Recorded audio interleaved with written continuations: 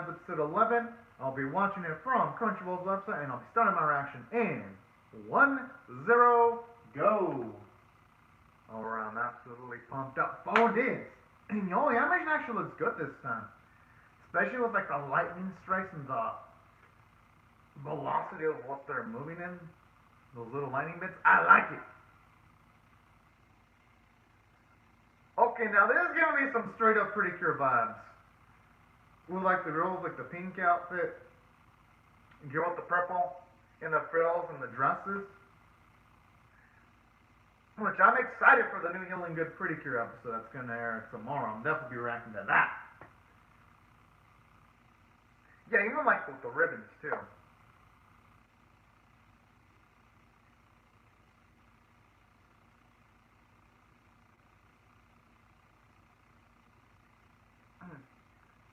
What is he?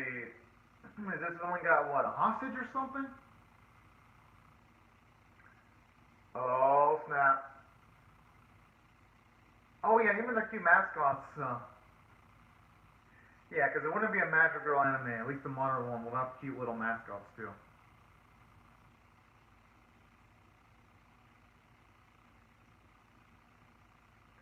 Dang. I even like the edge too in this one. Oh, kind of feels like a mixture of Milk for Dreaming, considering that series is also based around the main characters also going around and making sure that their dreams aren't interfered by forces of evil. Kind of gives me those vibes too.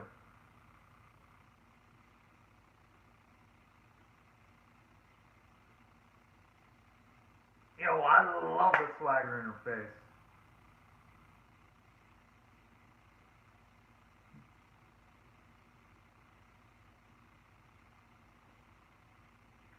Oh, looks like someone's about to get a power up.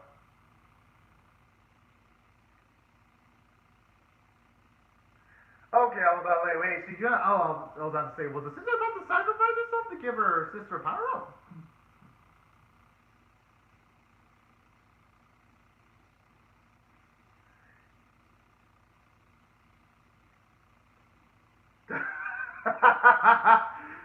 Yeah, this is definitely got. If we didn't have the context from earlier episodes, I'd be like, what anime am I watching? But this is the anime that you can watch, just which anime? She's got some decent taste in anime, I gotta say. That guy just dodged to the left or just dodge. You can move to the left or right, dude. Uh.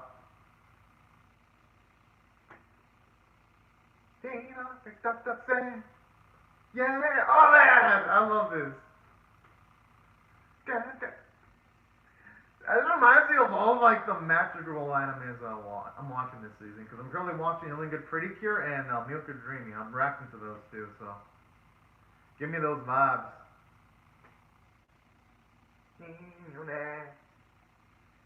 I'm surprised the animators are putting this much work into this though. Because normally they don't put this much effort into the fight scenes in the series, and here it's so vibrant, colorful.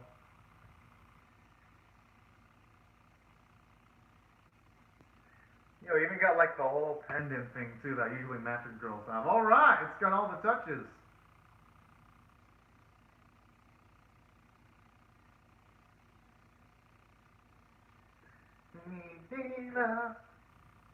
Okay, there has to be a full version of the song. I'm gonna have to look it up just to see if they have it.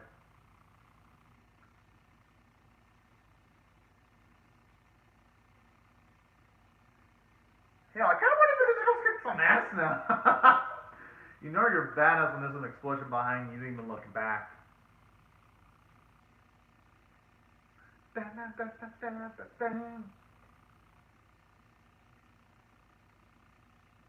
Okay.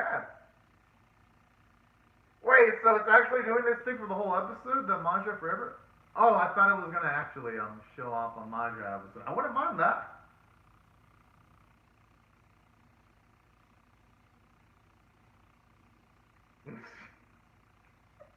Oh man, that's adorable though.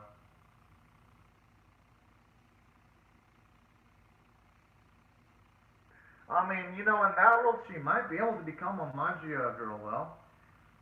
If she maybe levels herself enough to the point where she can actually...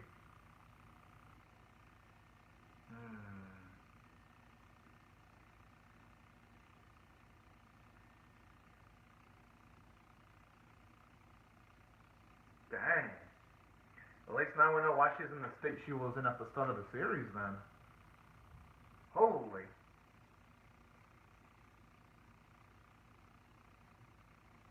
I mean, what's wrong with that is if you don't show enough about your individuality, it's going to be hard to express yourself, and you're never going to truly be happy. I think that's the issue. But it ain't ever too late to change with them. As long as someone doesn't do anything irreversible, like, say, a crime or anything like that, then it ain't ever too late. Wait, is that YouTube?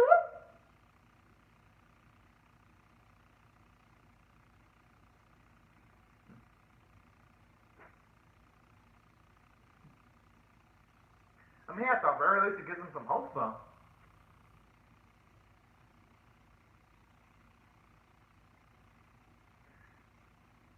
Who knows? Maybe it's gonna be a place with like some kind of stored treasure that can power himself up. That's gonna be my guess.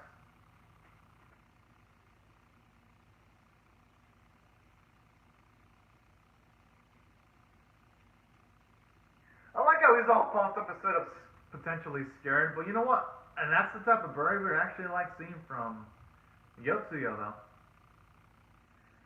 Oh yeah, if it's a secret dungeon, there's usually enemies guarding whatever treasure's inside of a secret dungeon, or even guarding the exits. Only at least that's how it works in most video games. Yeah, you'd be able to fill out, yeah, a good portion of the map.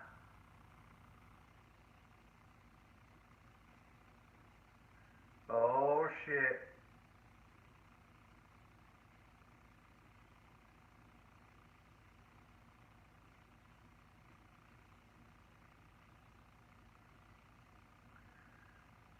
Okay, thankfully, at the very least, Shindoni's still up.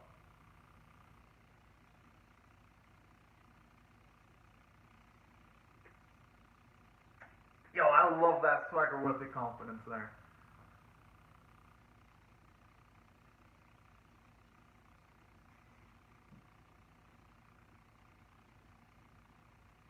Still, the push to come to the shop, I wonder if Shidoni's considered utilizing her magic, or will that take too much stamina out of her? It could also be her eyes playing tricks on her. It might not necessarily be a village. Or who knows, it could be an enemy that's trying to trap her too. You never know. At least you never know in that environment. Oh yeah, it could also be a village straight up. Nothing wrong with having some... Oh, fuck. And it looks really fragile. Yeah, that's what I was thinking. It looks really fragile.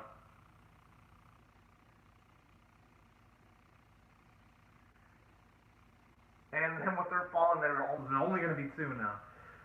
Ooh, fuck. I'm having a bad feeling about where this is going.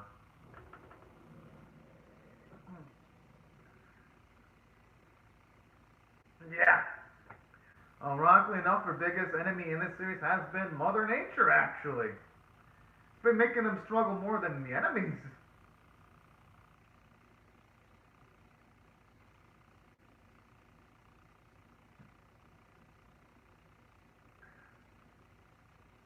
I mean, he's gonna have to count on himself now. Himself and also Yuka. Which I don't mind that one bit. They actually could be spotlighting Yuka just a little bit more in the series. You know?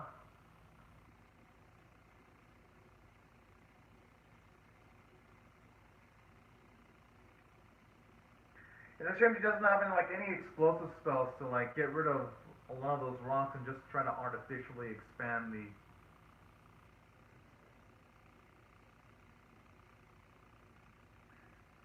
I mean, you could try that climbing tactic he did a few episodes ago, but then again, if you were to fall and die, it could be game over, so... And considering the last episode they mentioned that they had 6... Oh, Oh shit. Yeah, that thing definitely doesn't look friendly.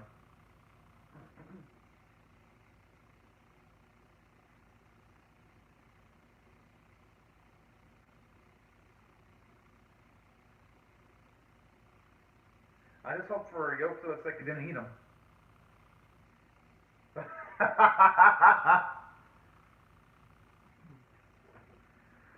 Okay, that kind of looks pretty cute though. I ain't gonna lie. The worm when it was from like the side angle.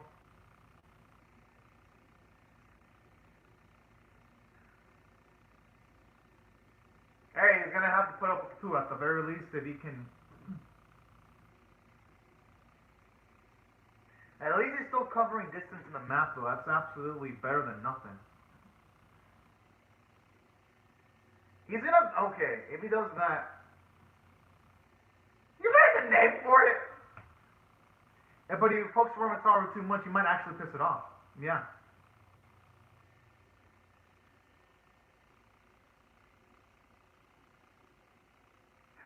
I love how he's always those people checking for his mom. That's so fucking cute. Oh shit. You better run or just crawl. Crawl like his left. Yeah, he's probably dead. Dang.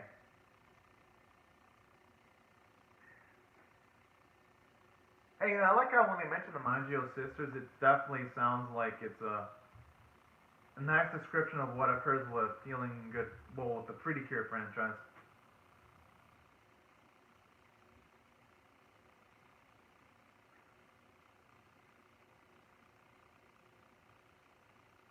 Huh? The fuck? Well, I mean, it's up to you to save the day now. Oh, shit. Never thought that day would actually come where she's gotta actually step it up to the plate.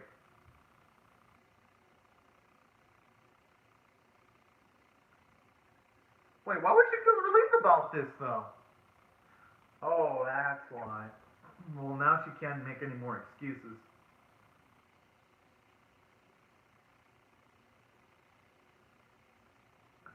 Yeah, but the thing is, though, she can still push herself for at the very least Lou and Kusei. Even though she doesn't hit it off that well with the Otsuwa, you gotta do it for the sake of those two.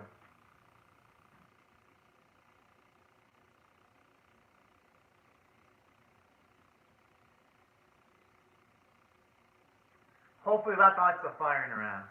I hope.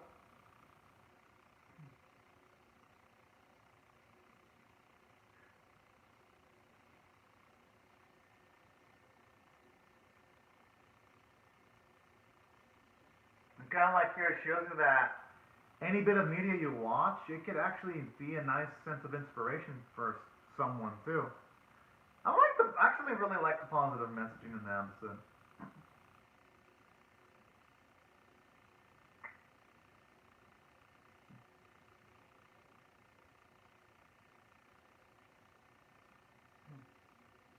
She always got up, back up.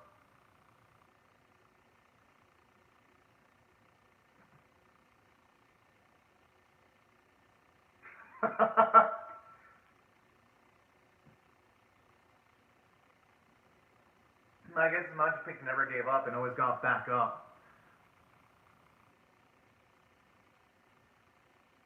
Hell yeah! Good, good.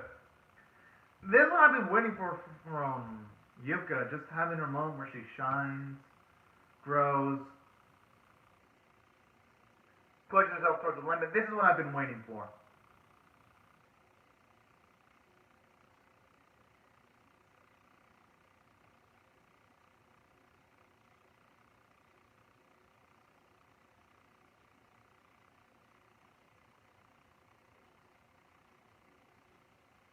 I wonder why she shut off that same. Oh, okay. She must have fallen into the same spot where Yoto was in.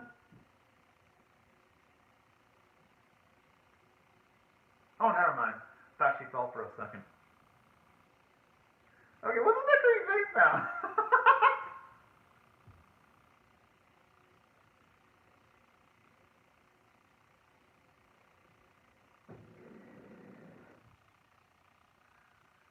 I mean, hey, at least you temporarily forgot about the cold.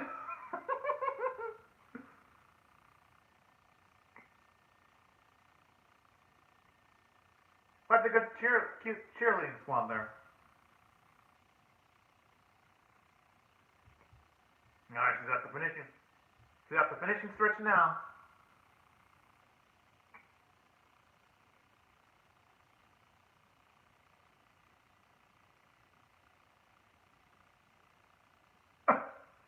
I thought for a second it was gonna be like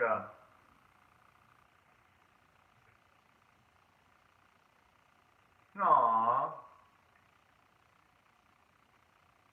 That's really sweet though to finally get a sense of optimism in the series. And then the cute little kitty too.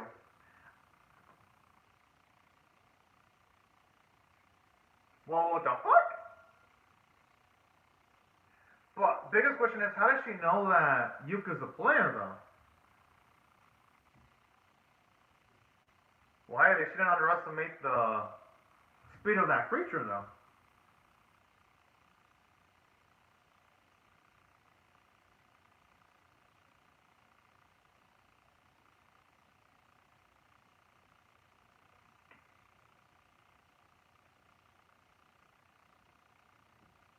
Dang.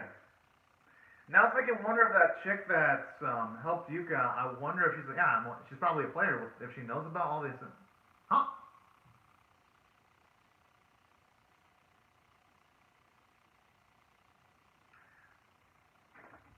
But you know, even if she's not a player, it's gonna bring up the quote. Oh snap! Just 4 more. There's more like 0.0004% left.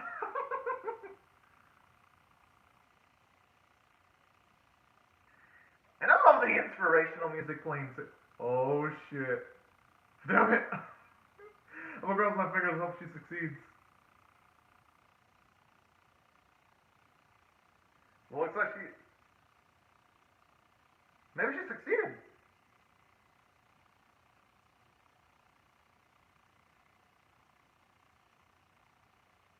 Oh, hell yeah.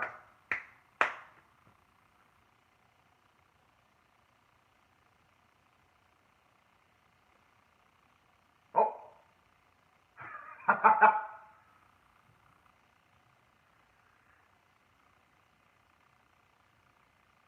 I mean, she has to think about it through, though. She has to make sure.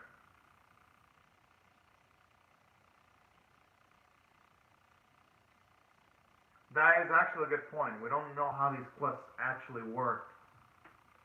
Specifically, I meant to say.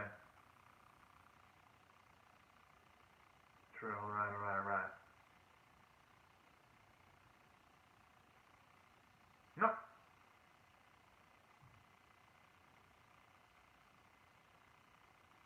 Oh, okay, that's actually what I've been wondering, too. It would actually answer one of the questions that Yetsu's had about the world, too. Stop! The fuck?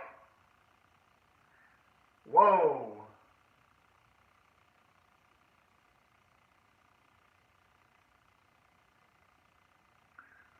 If that's the case, how did that world that they're in get so fucked up then to have gigantic and magical creatures and all that? Okay, this makes the series a lot more dicier now. In a good way.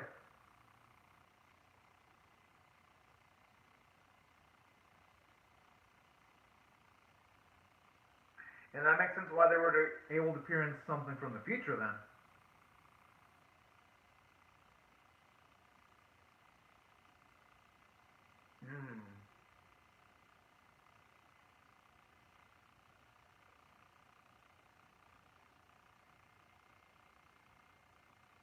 Oh yeah, naturally.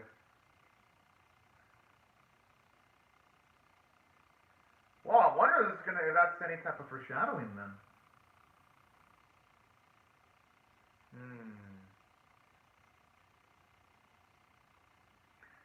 Essentially, I mean, there's like near infinite possibilities then. Well, that explains why the world they're in is so different and so unique then.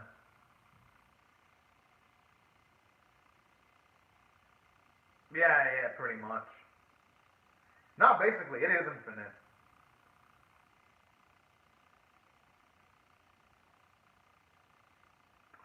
Okay, that explains a lot.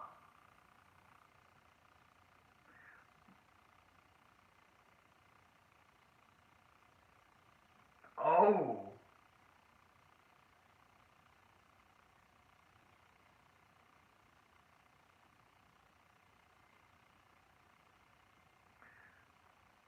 And I could actually find that feasible where, ah, I mean, I guess I'd have to complete another quest though to get another question.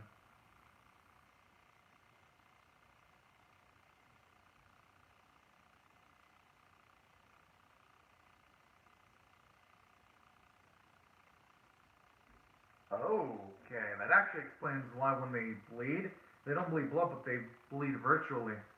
Well, at least the data.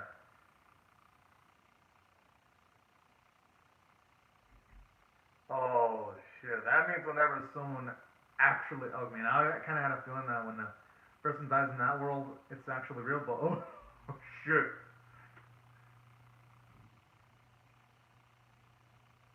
Oh, oh no, that's gonna fucking break him. At least it's pretty much annihilating people. Oh shit. Yeah, I could see why he'd be under a major PTSD there. Yeah, yeah, pretty much. Okay, gotta admit, that was a great twist right there. I just love how the series, how this episode, it started out lighthearted, it started out happy with like some Master Girl vibes. Then they had episodes of, nah, fam, we're gonna make this sad, intense, and I'm like, I didn't see. I mean, I kind of had a feeling that the world that they're in, it kind of was somewhat based in reality, but I was thinking like maybe it'd be some kind of like super messed up. No, I wouldn't. Some like alternate world. I didn't think it would be the same world, but like in a potential parallel universe. I was thinking that it was some not Earth necessarily, but I've always thought there was some kind of like other planet, some other kind of like galaxy or universe. That's what I was thinking. I wasn't imagining it's the same Earth. Just with the divergence of 4.6 billion years and different decisions forming that Earth different from the actual Earth of Yotsua, Lu, Sham, Kuse, and Yuka. I wasn't expecting that. So for that, I gotta give this series absolute props. That was a badass twist. And gonna admit, I guess they kind of did build up to it too, considering the fact that whenever our main crew got hit, they were just bleeding data.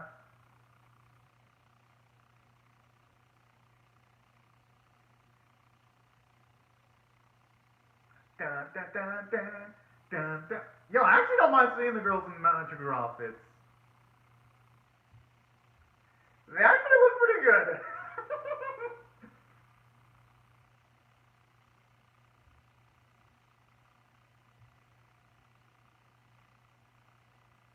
Okay, that's creepy. No! I did not need that creepy imagery in my mind. No, no, no, no, no, no. Okay, I did not need that nightmare fuel. The girls in the outfits, I'm like, alright, we look fast. Yotsu, I'm like, oh, no, no, my man's like, no, no, no, no, no, no. Now you put some nightmare fuel. Well, that was quite it. I actually did love the way they handled the after credits. Good job. But no, all jokes aside, this episode did really well for itself from a story standpoint because I loved the tension. Just the simple fact that it was up to Yuka this time to resolve everything was pretty damn badass because this series has been doing a good job of giving the girls their own separate time to shine. And I like how finally it was Yuka's turn because she's kind of been like the underdog to finally get to see her succeed. I'm like, yes, that is just absolutely fantastically badass. And I liked it. This series has been doing a good job of making Yuka, at the very least, a bit more likable in the last few episodes. And for that, I gotta give it my absolute praise because going in, when they first introduced Yuka, she wasn't super likable. But with all the effort they've been putting towards her, I'm like, alright, you know what? I dig this. I dig this. Whenever there's moments where a character, when they first introduced them, they got rough beginnings, but then eventually, even they make them a bit more likable. I like that. And on top of the whole twist of it actually being like a kind of like a potential parallel timeline, something else I really loved about this episode too, aside from that intense plot revelation, I actually love the fact that this episode, it actually did a good job of actually implementing some humor. Like, for example, it made us think for a second that Yota was going to succeed, but then afterwards it just got eaten by an even bigger aggressive war, and I'm like, whoa.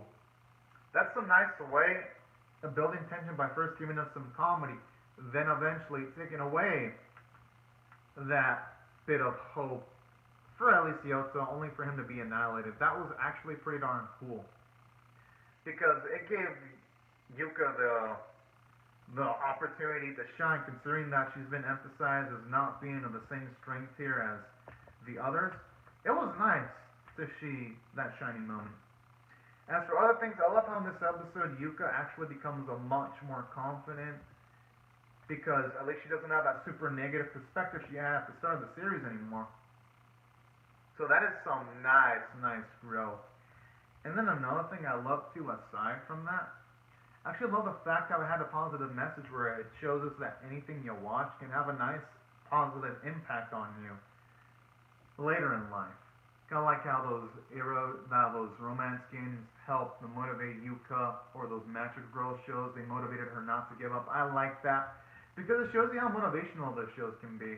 And yeah, I do watch Pretty Cure, and that show is pretty motivational sometimes. And plus, well, I guess its premise is simple. At least for me, just seeing the main characters always put their all in that type of series puts a smile to my face, and seeing like them go through intense adversity. So that's the kind of vibe that this episode gave off, and that's why I really dug it. Aside of course, me being a Pretty Cure fan and just seeing it rep in this series, how can I say it doesn't put a smile on my face? Because I'd be an absolute liar if I said no, it didn't put a smile on my face. And that's why I thought the episode did well for itself from the story standpoint. Just had a lot of good messaging, how stories, it doesn't matter where they're from, can help a person out, whether it be from video games or anime. And then other things I also love about this episode, aside from like the positive messaging and the Yuka character development, I actually like how at the very least it's making the world seem much more expansive too. Because now knowing the fact there are people that actually know about players, it's going to make things a lot more interesting, because now it's going to make you wonder, how is the opposition going to deal with the main characters now? Considering the fact that some people actually know that information, it's going to make the future conversations and I'm standing on Million Lives feel a lot more intense, potentially. That's provided it gets to season 2, but I think I'll have decent odds, considering that it increased its source material by like 11 cells, 11 times. I think it's going to be doing well for itself. But yeah, that's what I liked it from a character standpoint. It really made Yuka likable. Animation for the Magic Girl sequence is actually good, at least for centers from this series. I mean, yes, of course, it didn't stack up to the how actual Magic Girl animes are animated, because I've seen a lot of Magic Girl animes, and currently running anime Healing Good Pretty Cure looks a lot more visually extravagant than this, but regardless, I do love seeing the effort they put into this episode. And then on top of that, the voice performances were pretty good. And that's about to rate this on a scale of 1 to 10. I'm actually going to rate this one an 8.5 out of 10, only because I felt that this is the episode where things became real, finally. When it comes to now knowing how the virtual, I can't call it virtual world anymore, but how the alternate world works. At least we get to finally hear the mechanics behind that, how it ended up the way it is. And that's why I felt this episode is worthy of an 8.5 out of 10. I just thought overall it did a great job. But anyways, y'all, these are my thoughts on the episode. I'd love to hear your thoughts on how you feel about interaction or the episode itself in the comment section below. Hope y'all share the video, comment, subscribe, and I'll see you guys later if you come back for more, because I'm pumped up to see what episode 12 is going to bring. But anyways, y'all, thank y'all so much for watching. Now